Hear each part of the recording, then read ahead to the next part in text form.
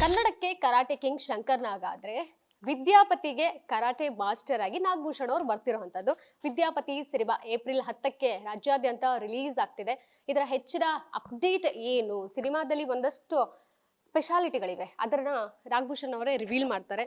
ನಾಗಭೂಷಣ್ ಅವರೇ, ಹಾಯ್, ಹೇಗಿದ್ದೀರಾ? ಹೇಗೆ ನಡೀತಾ ಇದೆ ಲೈಫ್ ನಿಮ್ದು? ತುಂಬ ಚೆನ್ನಾಗಿದ್ದೀನಿ, ಥ್ಯಾಂಕ್ ಯು. ನಾನು ಕರಾಟೆ ಮಾಸ್ಟರ್, ನಾನು ಕರಾಟೆ ಸ್ಟೂಡೆಂಟು ಸಿನಿಮಾದಲ್ಲಿ ಕೂಡ. ಸ್ಟೂಡೆಂಟ್ ಆದ್ಮೇಲೆ ಮಾಸ್ಟರ್ ಆಗ್ತೀರಾ ಹೇಗೆ ಸಿನಿಮಾದಲ್ಲಿ? ಇಲ್ಲ, ಸ್ಟೂಡೆಂಟಾಗಿ ಇರ್ತೀನಿ. ಒಬ್ಬ ಮಾಸ್ಟ್ರು ನನ್ನನ್ನು ಟ್ರೈನ್ ಮಾಡ್ತಾರೆ ಸ್ಟೂಡೆಂಟಾಗಿ. ಸೊ ಅದೇ ಕತೆ ಆ್ಯಕ್ಚುಲಿ.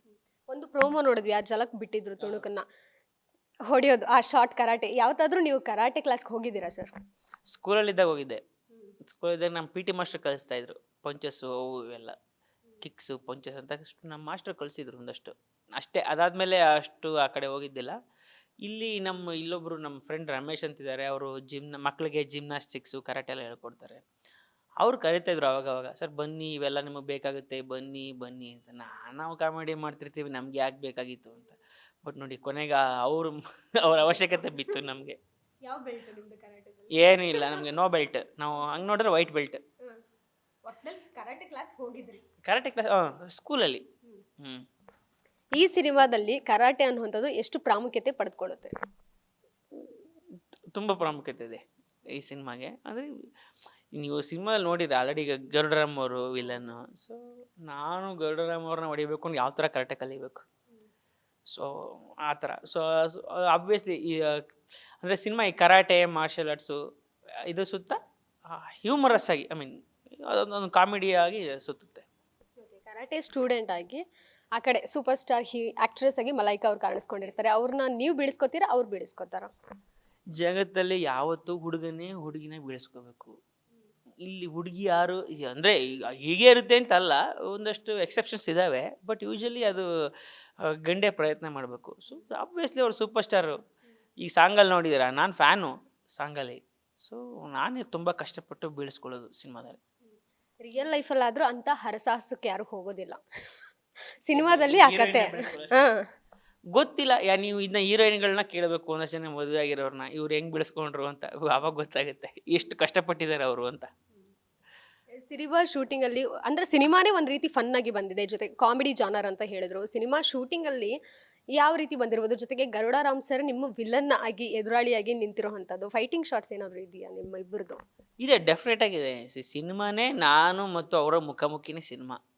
ಅದು ಎಷ್ಟು ಹ್ಯೂಮರಸ್ ಆಗಿ ಹೋಗುತ್ತೆ ಅಂದರೆ ಸಿನಿಮಾ.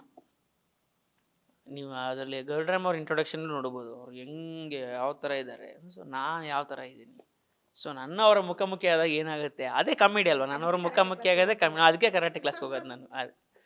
ಹೌದು. ಈ ಸಿನಿಮಾ ತಯಾರಿಗೋಸ್ಕರ ಕರಾಟೆ ಕ್ಲಾಸ್ಗೆ ಎಷ್ಟು ದಿನ ಹೋದ್ರಿ ಸರ್? ನಾನು ಹೋದೆ, ತುಂಬ ದಿನ ಹೋಗಿದ್ದೀನಿ, ತಿಂಗಳನ್ಗಟ್ಲೆ ಹೋಗಿದ್ದೀನಿ. ಅಂದರೆ ಬಾಡಿನ ಸ್ವಲ್ಪ ಅದ್ರ ತಕ್ಕನಾಗೆ ನೀವು ಏಟ್ ಹೊಡಿಬೇಕಾಗಿಲ್ಲ, ಅವ್ರು ಏಟ್ ಹೊಡೆದಾಗ ನಾವು ಬಿದ್ದಾಗಲೂ ಯಾವ ಥರ ಬೀಳಬೇಕು ಅಂತ ನನಗೆ ಗೊತ್ತಿರಬೇಕಲ್ಲ. ಅದಕ್ಕಾದರೂ ನಾವು ಒಂದಷ್ಟು ಪ್ರಿಪ್ರೇಷನ್ಸ್ ಮಾಡ್ಕೋಬೇಕಾಗಿತ್ತು. ಅದು ಒಂದಷ್ಟು ತಿಂಗಳ ಕಾಲ ನಾನು ಟ್ರೈನಿಂಗ್ ತೊಗೊಂಡಿದ್ದೀನಿ. ಈಗ ಯಾವುದೇ ಸಿನಿಮಾ ಬಂದ್ರೂ ಆ ಕತೆಗೆ ತಕ್ಕಂಗೆ ನೀವು ಪ್ರಿಪೇರ್ ಆಗ್ತಾ ಹೋಗ್ತೀರಾ. ಸೊ ನೀವು ಇಷ್ಟು ವರ್ಷಗಳಲ್ಲಿ ಮಾಡ್ಕೊಂಬಂದಿರೋಂಥ ಪ್ರಾಜೆಕ್ಟ್ಗಳಲ್ಲಿ ದಿ ಬೆಸ್ಟ್ ಕ್ಯಾರೆಕ್ಟರ್ಗೆ ನಾನು ಇಷ್ಟು ಸ್ಟ್ರಗಲ್ ಮಾಡಿದ್ದೆ ಅನ್ನೋದಾದ್ರೆ ಯಾವ ಪಾತ್ರ ಅದು? ಕಷ್ಟಪಟ್ಟಿದ್ದೆ ಅಂದರೆ ಅದು ಇದೇ ಸಿನಿಮಾ.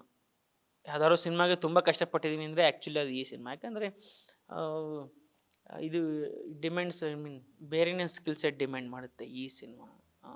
ಅಂದರೆ ಅವಾಗ ಹೇಳಿದ್ನಲ್ಲ, ಆ್ಯಕ್ಷನ್ ಅಷ್ಟು ಈಸಿ ಅಲ್ಲ. ನಾವು ಅದು ಹೇಳ್ತಾ ಇದ್ದೆ ಮುಂಚೆನೂ, ಫಸ್ಟ್ ಡೇ ಜೋಶಲ್ಲೇನೋ ಮಾಡ್ಬಿಡ್ತೀವಿ ಫೈಟು, ಅದ್ರ ನಾಳೆ ಗೊತ್ತಾಗುತ್ತೆ ಹಣೆ ಬರ ಎಲ್ಲೆಲ್ಲೆಲ್ಲೂ ನೋವು ಶುರುವಾಗಿರುತ್ತೆ. ಸೊ ಅದನ್ನೆಲ್ಲ ಸೊ ಆ ನಿಟ್ಟಿನಲ್ಲಿ ತುಂಬ ಕಷ್ಟಪಟ್ಟಿದ್ದೀವಿ ಈ ಸಿನಿಮಾದಲ್ಲಿ. ಅದಲ್ಲದೆ ಭಾಳ ಚಾಲೆಂಜಿಂಗ್ ಪಾತ್ರ ಕೂಡ, ಪಾತ್ರವಾಗಿ ತುಂಬ ಚಾಲೆಂಜಿಂಗ್ ಪಾತ್ರ. ಸೊ ಇಷ್ಟು ದಿನ ನಾನು ಮಾಡಿರೋ ಪಾತ್ರಗಳಲ್ಲಿ ತುಂಬಾ ಕಷ್ಟಪಟ್ಟಿರೋ ಸಿನಿಮಾ ಅಂದರೆ ಇದೇನೆ. ಸೂಪರ್ ಸ್ಟಾರ್ ಆಕ್ಟ್ರೆಸ್ ಜೊತೆ ಆ್ಯಕ್ಟ್ ಮಾಡಿದ್ದು ಹೆಂಗೆ ಅನ್ನಿಸ್ತು ಸರ್? ನಮ್ಮ ಸೂಪರ್ ಸ್ಟಾರ್ ಮಲೈಕ್ ಅವರು ಭಾಳ ಸೆಟ್ಟಲ್ಲಿ ತುಂಬ ಚೆನ್ನಾಗಿ ನೋಡಿಕೊಂಡ್ರು ನಮ್ಮನ್ನು. ಸೊ ಆ ನಿಟ್ಟಿನಲ್ಲಿ ನಮಗೆ ಭಾಳ ಖುಷಿ ಇದೆ. ಅವರು ಒಬ್ಬ ಒಳ್ಳೆ ಫ್ಯಾನ್ನ ಯಾವ ಥರ ಟ್ರೀಟ್ ಮಾಡಬೇಕಲ್ಲ ಹಂಗೆ ಟ್ರೀಟ್ ಮಾಡಿದ್ದಾರೆ.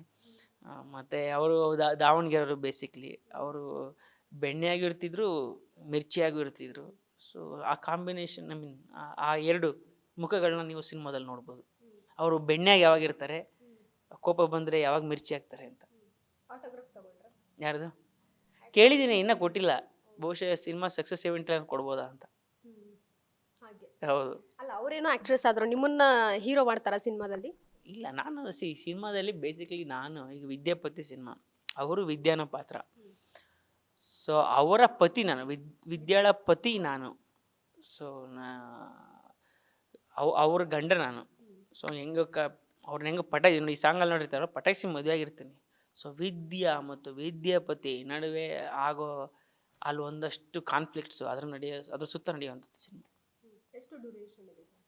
ಸಿನಿಮಾ ಇನ್ನು ಫೈನಲ್ ಕಾಪಿ ರೆಡಿ ಆಗ್ತದೆ, ಯಾವಾಗ ಗೊತ್ತಾಗುತ್ತೆ ಏನು ಅಂತ. ಸಾಂಗ್ ಕೂಡ ರಿಲೀಸ್ ಮಾಡಿದ್ರು, ಮದನಾರಿ ಅನ್ನೋವಂಥದ್ದು. ಲಾಸ್ಟಲ್ಲಿ ಆ ಒಂದು ಸೀನ್ ಅವರೇ ಫುಲ್ ಸ್ಕ್ರೀನ್ ಫುಲ್ ಅವರೇ ಸ್ಟೀಲ್ ಮಾಡಿಬಿಟ್ಟಿದ್ದಾರೆ. ಅವ್ರದ್ದೇ ಆಡಿದ್ದು ಈ ವಿದ್ಯಾಪತಿ ಸಿನಿಮಾನೇ ವಿದ್ಯಾಪತಿ ಅವ್ರ ಹೆಸರಲ್ಲೇ ಇರೋದು ಸಿನಿಮಾ, ನಂದಲ್ಲ ಸಿನಿಮಾ. ಹೌದು, ನಾವು ಅವಾಗ ಕಾಣಿಸ್ಕೊತೀವಿ. ಹೌದು. ಸಾಂಗ್ ಭಾಳ ಚೆನ್ನಾಗಿದೆ. ಸಾಂಗ್ ತುಂಬ ಚೆನ್ನಾಗಿತ್ತು.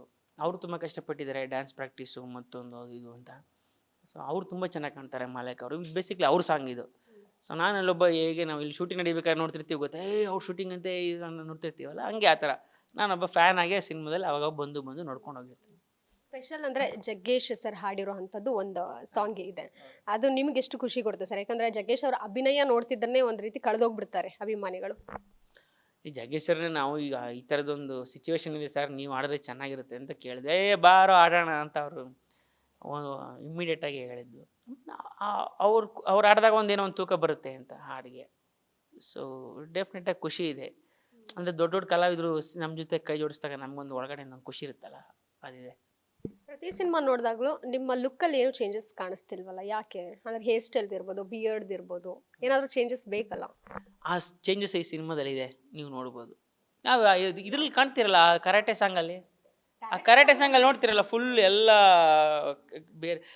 ಸಿನಿಮಾಗೆ ಯಾವ ಥರ ಬೇಕೋ ಆ ಥರ ಇರೋಣ. ರಿಯಲ್ ಲೈಫಲ್ಲಿ ಇಂಟರ್ವ್ಯೂಗೆ ಹಾಗೆ ಕೂತಿದ್ರೆ ಚೆಂದ ಇರ್ತೀನಿ.